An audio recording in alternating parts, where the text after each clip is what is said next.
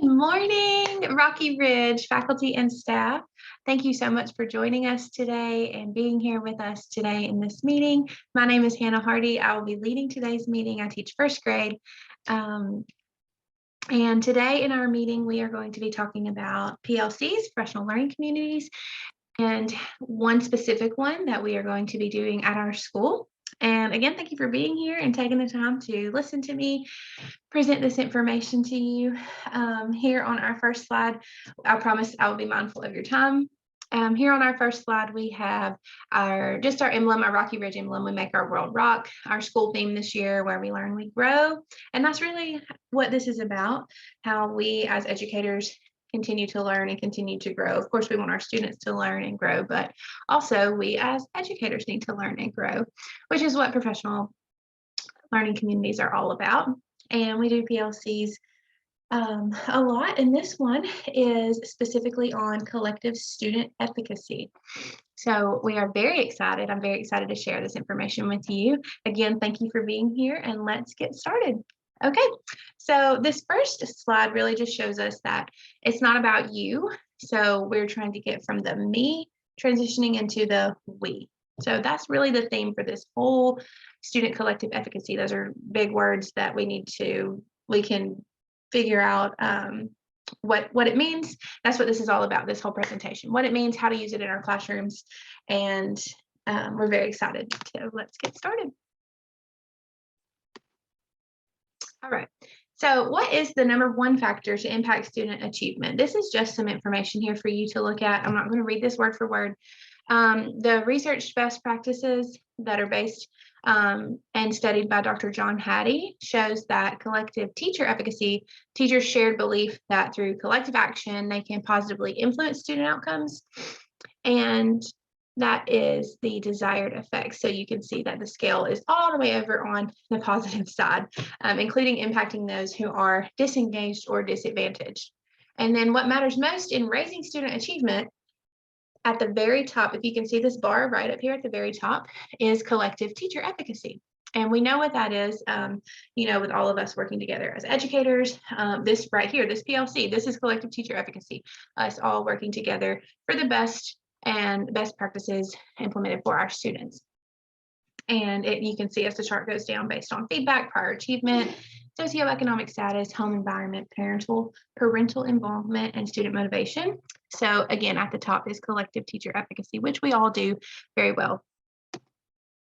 However, what about, in all caps, this is very important, student collective efficacy? That's what this whole thing is about. So students' beliefs that by working with other people, they will learn more. So this is a picture of students. Again, all pictures, I wanted to mention all pictures and videos in this slideshow are of students that have media releases, so nothing to worry about there. When students work together, they learn more. So facts versus assumptions. So student collective efficacy is still a very new concept, relatively new from 2021. Can be a powerful accelerator of student learning and a precursor to future employment success. If learning more equals increasing student achievement.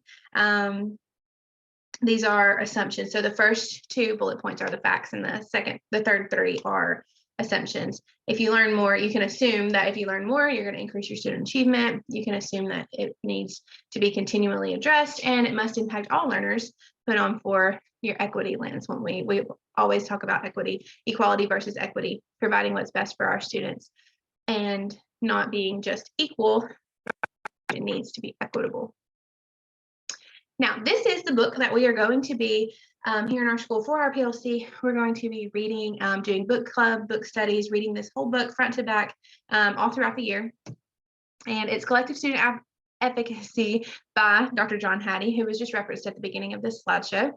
And it arms students with confidence they need to pursue ambitious goals together. That's just a quote that's on the title pages and the backs of this book. Here's just a few quotes. I'm going to move my screen over here so you can see it. A few of the really important quotes from this book that I love. The person doing the talking is the person doing the learning, right?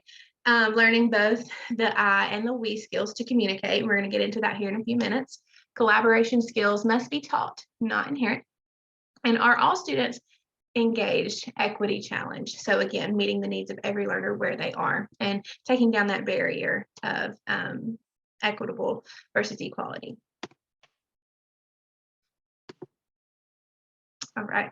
I'm going to make my screen one more time. I'm going to move it around a little bit so that you can always see the words on the slides. Okay, now I have a few things in this slideshow about how this can look in different classrooms. So our school, as you know, is pre-K to 5th grade, and collective student efficacy could look different among all those classrooms and different grade bands. And so this is specifically for our younger primary grades, this one here. This is something that I know I taught in pre-K that I did, and also in my 1st grade classroom as well. In order for students to feel comfortable working in groups, they need to feel comfortable and safe in their environment. So collective student advocacy, when you get older, in the older grades, is all about them working in groups, working in group work together, learning from each other, talking, working, partnering together. But we needed to, for our younger students, we need to back up a little bit and think, you can't just walk into a pre-K classroom and say, okay, get in your groups. Get in groups of 4 and do a group project together. No, you have to start from the very basics of what is a group? How do you work in a group? How do you talk to each other? Are you comfortable? Have I, as the educator, made this space comfortable enough made you feel safe for you to want to share with your friends and share them? Do you feel safe enough to share what you're thinking without thinking you're going to get embarrassed for having a wrong answer? All of those things that we do, that all of us do every day, creating safe spaces and environments in your classroom to encourage your students to work together and be excited to share and not nervous. So this is just a few things that I have gathered from some teachers. What does this look like in my classroom? A wish you well board. So this is just an example of helping the students feel like they belong in their classroom and knowing that they have a voice and that they are there. Their pictures are on a board. If they're not at school, you put them in the heart, you wish them well, you sing them a song.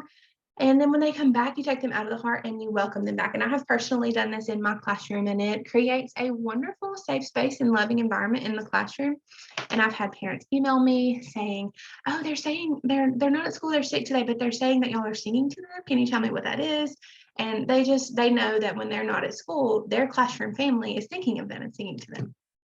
Multiple opportunities a day for student discourse, turning and talking, telling about your weekend, sharing what your partner said when you do a turn and talk rather than what you said to help encourage active listening. Daily affirmation, so standing up, saying that I'm kind, I'm helpful, I'm smart. And then the safe space. These daily actions helped my students, and I still do this in my 1st grade classroom, feel loved and comfortable in the classroom. When they're comfortable, they're more likely to share ideas, collaborate, and build student collective advocacy. So this is in the young grades, and you can do it even in the upper grades. I tried it this year in my 1st grade classroom, and they love it just as much as my pre-K babies did. All right. So I also, when creating this presentation, I went and discussed some things with some older teachers, and I would like to give credit to Miss Cadet in her 5th grade classroom. She told me some ways that she does student collective efficacy in her room, because my ideas and my thoughts were mainly toward younger children.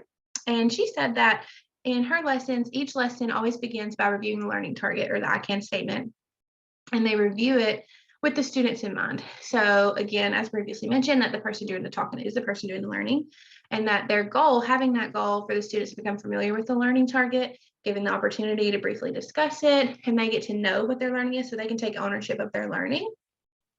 And this here, after 2 weeks, we tend to remember, this is the pyramid here of down at the bottom, doing dramatic presentations and simulating the real experience, doing the real thing. That's what you're trying to get to, the active part. Passive up here at the front, hearing at the top, hearing words, reading, watching a movie, things like that. And down at the bottom, 90% of what we say and do. So again, working with those peers, discussing it with a peer or group of peers. She, in her classroom, gets her students to talk together about the I can statement and what they're thinking about learning so that they can take ownership of their learning and do it together. All right. And this is still showing in her classroom, in Miss Cadet's classroom, what does this look like? So the teacher states it, introduces it, then the students state it, and then one student is selected to create a fun movement or a voice to go along with the target.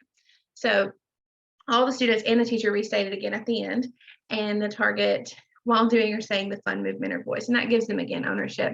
It helps them to not only understand why what they're learning, but it gives them student ownership of their own learning, like I mentioned. This also helps build community for inviting classroom environment. I'm going to move my blurb over here so that you can see this video here of her classroom. Again, all students have media release.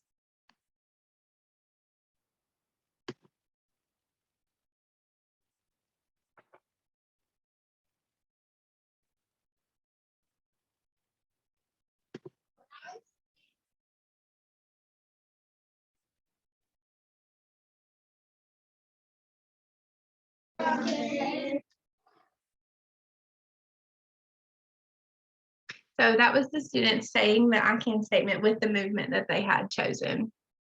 And that's just a great way for them to have ownership of their learning and work together. All right, now this is information and an idea from Miss Michelson's classroom, also in 5th grade. Harnessing collective advocacy in conversation and I skill. All right. So what she does is she knows and understands that students must be taught how to have productive conversations. So we talked about doing that in pre-K. Also need to do that in 5th grade. At the beginning of the year, modeling is key. She was telling me how she provides students with sentence stems.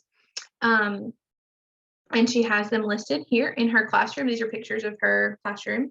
And then the students must have time to practice using the sentence stems and have productive conversations so that before she can just sit them down on, even in 5th grade, before she told me before she can just sit them down and say, okay, turn and talk to your partner about what you think about this activity. She said, I have to teach them what to say, what to think about. And this is just a link here to the sentence stems.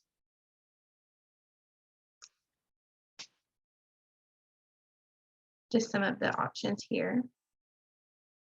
I agree with you because different things to say when they're talking to each other. I disagree with you because can you explain how you made me think of, that makes sense because, and then so forth. All right. So this is what these conversations look like in Miss Michelson's classroom. So going from the I to the we. When they're on the carpet, they discuss using a problem or newly learned materials.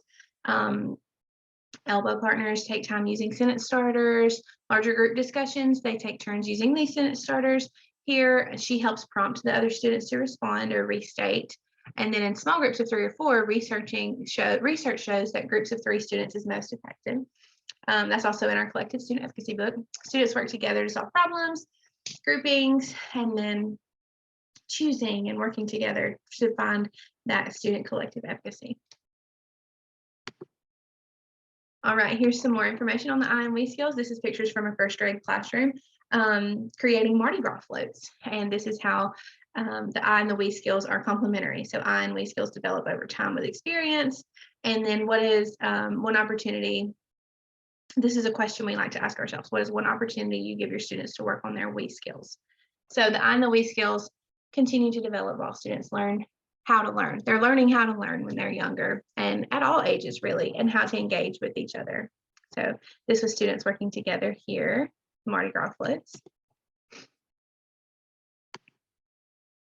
Okay, so what does this PLC look like at our school? So far I have given you information on what collective student advocacy is and how it can look in various classrooms, but this whole presentation is really about this PLC for our school and what we're going to do. So PTO has provided this book for each staff member. Everyone has this book. It will be in your mailboxes. And we are going to have meetings and discussions. I'm not going to ask you to read this book cover to cover by a certain deadline. We're not doing that. This is an ongoing thing. And we're going to do certain pieces. We're going to work alongside our reading and math coach. And in our team meetings that we do once a week with them, we're going to have different sections that they are going to pull out and give you to read at the meeting, and different notes that they have on ways that you can increase this and implement these strategies into your classroom. So what some of these student advocacy, collective advocacy strategies look like in math, what they look like in reading, how can you use these in science, social studies too. We can add some snippets of that in there as well. How can you use it in writing? This book is full of wonderful information, and we're so excited about it. Thank you to the PTO for providing it. Well, also, you're going to be using it in your team meetings, in your grade level team meetings, and then faculty PD opportunities that we have lined out throughout the year with presentations about what this is, deep diving into the book and figuring out how to use this in our classrooms and how it can best benefit our students, because that's the end goal. How can we best benefit our students? And that's what everyone wants. And then also ample opportunities to share and discuss. So these presentations that you'll be seeing at faculty meetings and PD meetings and discussions with your team and the reading and math coach, you will have so many opportunities to dive into this book and learn and do this in your classroom. And we will be able to discuss, how's it going in your classroom? What are the things you're doing? How are you implementing these strategies? Are they working? Are they not working for your class? What can we do instead? Getting those ideas off of each other to really bring this PLC together. All right, and in conclusion, collective student efficacy and our equity practices are harmonious instructional strategies. Through both practices, students are able to acknowledge their mistakes, work together, accept others as they are, decode and understand what others are thinking and feeling, become social problem solvers, and empathize with others' moods and feelings. And this picture over here on the side is a picture from the book of the collective student efficacy that you have been provided for you. And it says, why use this? So we're creating a sense of belonging for our students. Our students need to see themselves in the C and the I for myriad of reasons: high expectations, engagement, interest, making connections to learning, support the learning, building trusting and authentic relationships are the most important thing an educator can do. And so again, going back to how that we start that in pre-K, building those relationships, and it goes all through. I know all of you do this in your morning meetings, and you talk about their weekends, you give them opportunities to share, and giving them all these opportunities, helping them feel safe, helps them feel comfortable and safe to share their thoughts. And again, going back to that main idea of the ones that are doing the talking are the ones doing that's right, the learning. So we want our students, we're trying to get away from the I and more to the we. And that's what this PLC is all about. And I'm really excited to get this started with you all. Again, you can come to me and ask me any questions at any time. I'm happy to help. I'm really excited about this. And thank you all so much for coming. This concludes our presentation. And this is, again, just an overview of what this is going to look like. We're going to be working on this all year. So no stress. Don't think that this is just another thing that you have to do, another thing that have to add to your to-do list. That is not what this is. This is, again, a lot of things that you're already doing in your classrooms, and we're just putting some research with it and putting some literature with it to back up what we're doing and maybe get some new ideas along the way. But thank you so much for coming, and I hope you have a wonderful rest of your day. And again, thank you. All right.